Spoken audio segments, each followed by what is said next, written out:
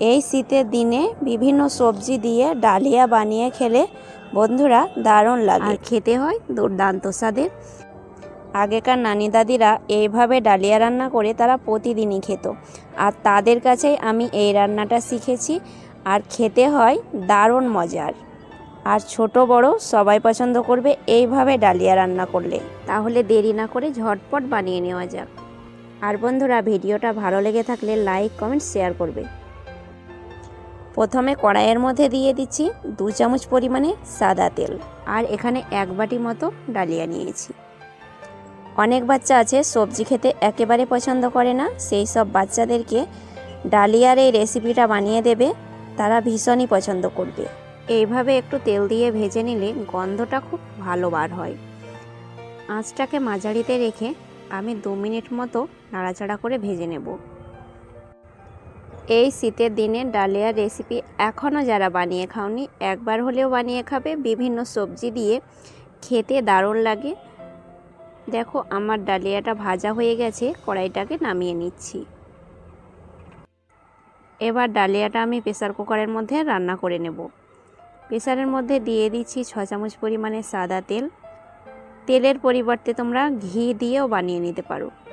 তেলটাকে গরম করার পরে 1 চামচ পরিমাণে গোটা জিরে দিয়ে দিলাম, আর নিয়েছি একটা তেজপাতা 2 টুকরো করে, 2 টুকরো দারচিনি, 4টি লবঙ্গ। তেলের মধ্যে দিয়ে একটু নাড়াচাড়া করে নেব। আমি ধাপে ধাপে কোন মশলাটা কখন দিচ্ছি অবশ্যই তোমরা লক্ষ্য করে দেখবে বন্ধুরা, তাহলে পারফেক্ট ডালিয়াটা তোমরা বানিয়ে নিতে পারবে, আর স্বাদটা হবে একদম অসাধারণ। এবার আমি দিয়ে দিচ্ছি একটা পেঁয়াজ ছোট কুচি করে, আর 2টো শুকনো লঙ্কা। পেঁয়াজটাকে একটু নাড়াচাড়া করে নেব। এই ডালিয়াটা তোমরা পেঁয়াজ ছাড়াও রান্না করে নিতে পারো, কিন্তু পেঁয়াজ দিলে একটু বেশি ভালো লাগে খেতে, তাই একটা পেঁয়াজ কুচি করে দিলাম। আর এখানে কিছু পরিমাণে রসুন কুচি, কিছু পরিমাণে আদা কুচি, আর 2টো কাঁচা লঙ্কা কুচি করে দিলাম। আর 1/4 চা চামচ হিং দিলে স্বাদটা খুব ভালো লাগে ডালিয়ার মধ্যে। রসুন আর আদাটাকে বেশ কিছুক্ষণ আমি পেঁয়াজের সঙ্গে ভেজে নেব। রসুনের কাঁচা স্মেলটা যেন দূর হয়ে যায় ততক্ষণ পর্যন্ত ভেজে নিতে হবে। এই সময় আমি আঁচটাকে একদম মাঝারিতে রেখেছি, আর দিয়ে দিচ্ছি একটা টমেটো কুচি করে, আর স্বাদ মতো লবণ। টমেটোর মধ্যে লবণ দিলে টমেটোটা খুব তাড়াতাড়ি গলে যায়। কিছুক্ষণ মতো নাড়াচাড়া করে নেব টমেটোটা গলে আসা পর্যন্ত। তারপরে বাকি উপকরণগুলো অ্যাড করে দেব। এবার অ্যাড করে দিলাম 1 চামচ পরিমাণে কাশ্মীরি লাল লঙ্কার গুঁড়ো। কাশ্মীরি লাল লঙ্কার গুঁড়ো তেলের মধ্যে অ্যাড করলে এই ডালিয়ার কালারটা খুব সুন্দর আসে। আর 1 চামচ পরিমাণে হলুদ গুঁড়ো দিলাম, 1 চামচ পরিমাণে জিরে গুঁড়ো। সামান্য পরিমাণে জল দিয়ে মশলাটাকে একটু কষে নেব। এই ডালিয়ার রেসিপিটা তোমরা বাড়িতে বানাবে, আর কমেন্টে আমাকে অবশ্যই লিখবে কেমন হয়েছিল। মশলা থেকে তেলটা বেশ ছাড়তে শুরু করেছে, আর টমেটোটাও খুব সুন্দরভাবে গলে গেছে। সেই সময় আমি সবজিগুলো অ্যাড করে দিচ্ছি। এখানে নিয়েছি একটা আলু একদম ছোট কুচি করে, আর কিছুটা গাজর নিয়েছি এখানে কুচি করে।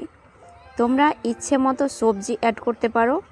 আমি কিছু পরিমাণ ফুলকপি দিয়ে দিলাম 5-6 টুকরো মতো, আর এখানে বিনস নিয়েছি কিছু পরিমাণে। এই সবজিগুলোকে আমি বেশ কিছুক্ষণ মশলার সঙ্গে কষে নেব। বন্ধুরা, তোমরা ডাল খিচুড়ি তো অনেক রকমের খেয়েছো, কিন্তু এই সবজি দিয়ে ডালিয়ার রেসিপিটা বানিয়ে দেখবে দুর্দান্ত স্বাদের হয়।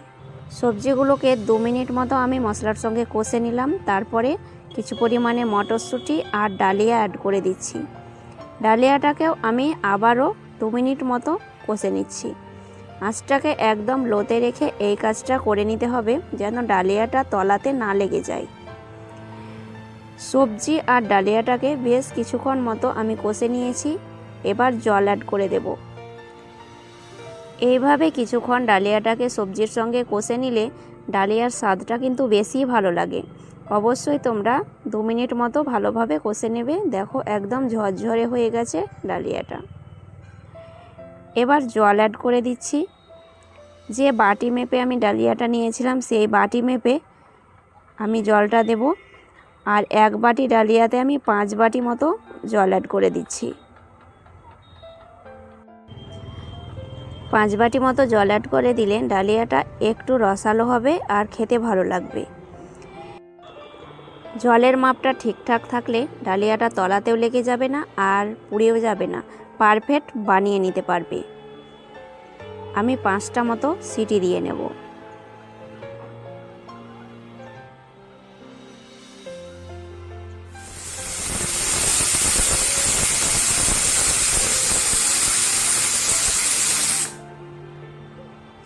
পাঁচটা সিটি হয়ে গেছে। নামিয়ে ঠান্ডা করার পরে খুলে দেখাচ্ছি। দেখো একদম থকথকে হয়েছে, ডালিয়াটা খুব সুন্দরভাবে সেদ্ধও হয়েছে। এর থেকে তোমরা একটু রসালো খেতে চাইলে কিছু পরিমাণে গরম জল দিয়ে একটু নাড়াচাড়া করে নেবে। এবার আমি 1 চামচ পরিমাণে ঘি দিয়ে দিলাম। এই লাস্ট পর্যায়ে অবশ্যই একটু ঘি দেবে, তাহলে ডালিয়াটার স্বাদ আরও বেশি ভালো লাগবে।